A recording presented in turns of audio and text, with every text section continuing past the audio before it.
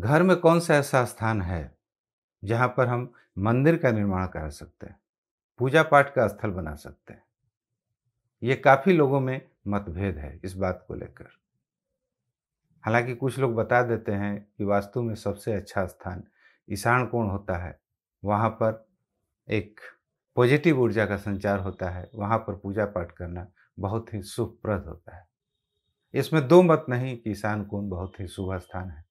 हालाँकि वास्तुशास्त्र में इसका कहीं भी ज़िक्र नहीं किया गया है कि कौन-सा स्थान शुभ स्थान है पूजा पाठ करने के लिए। मेरे ख़्याल से सभी स्थान पूजा पाठ के लिए शुभ होता है। अगर ऐसा नहीं होता, तो किसी भी गाँव या कस्बे में आप ऐसा देख रहे होते कि किसी एक दिशा में ही मंदिरों का समूह होता है, लेकिन ऐसा भी नहीं है। इससे यह बात पूरी तरह से साबित हो जाती है कि पूजा पाठ के लिए वास्तुशास्त्र में कोई भी जगह निश्चित नहीं है। अब ये अपने लॉजिक के आधार पर आपको ये चुनना है कि कौन-सा स्थान पूजा पाठ के लिए मेरे लिए उपयुक्त होगा।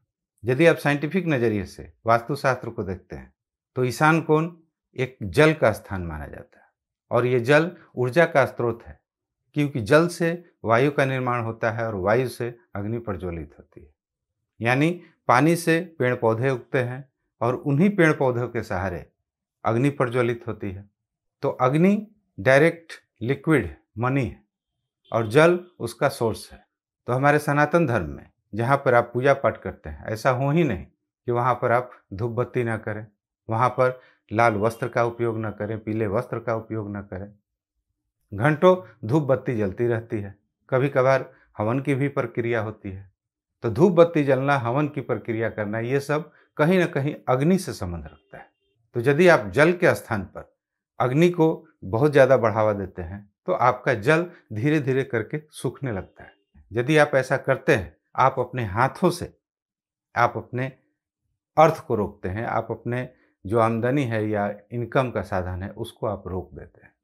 तो मेरे विचार से पूजा पाठ करने के लिए या मंदिर बनवाने के लिए सबसे अगर कहीं उपयुक्त जगह है, तो वह है आग्नेय कोण, जो कि पूरब और दक्षिण कोण को कहा जाता है।